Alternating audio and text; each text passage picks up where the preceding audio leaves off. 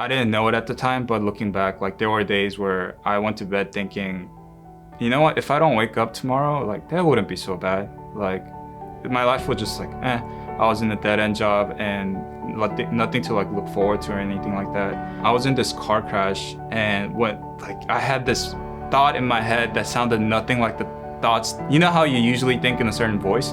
It sounded nothing like that. And it said to me, like, you think you're alive and that your life is yours, but I could take you out in a second if I wanted to. You're only alive because of my grace. And I was like, did I just hear God?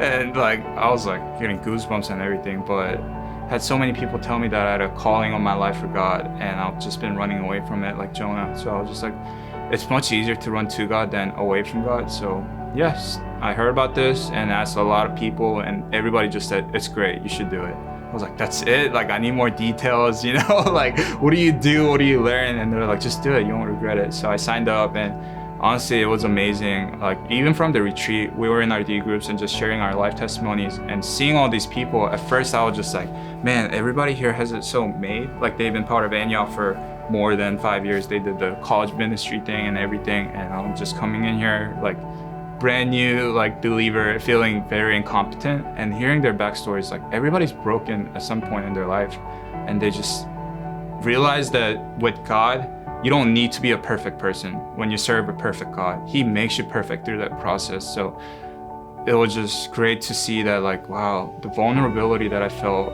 not from just the students, but from every mentor that they brought or the speakers, and sharing like their past struggles with addictions, with homosexuality, with broken families and everything like that.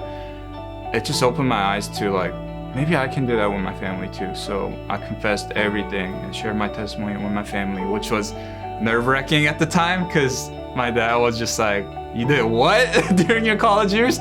But they were so much more understanding and graceful than I thought. Especially like with Asian parents, I thought they would be very disappointed in me. But they were like, now we understand why you were so like isolated back in, you know, because you're shameful to share your life because of, you know, like if you're living your life just living in sin, watching porn, smoking weed, you wouldn't go up to somebody and share that aspect of yourself. You would only want to share what's good, what's on the outside. And on the outside, I was still living like a perfectly normal person and functioning in society, but inside I was just so broken and rotten. So I've never in a million years like imagined that I could share these aspects of my life, of how depressed I was, how I was struggling with addiction, with a totally random person like you, like that I just met.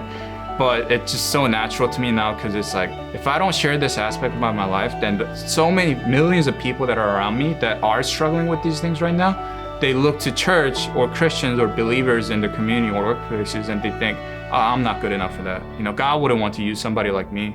And they don't understand that you all come from a broken place. So yeah, that's the biggest thing I learned, that like, you don't need to be an extraordinary person to be chosen to be used by God. You just need to choose to serve an extraordinary God.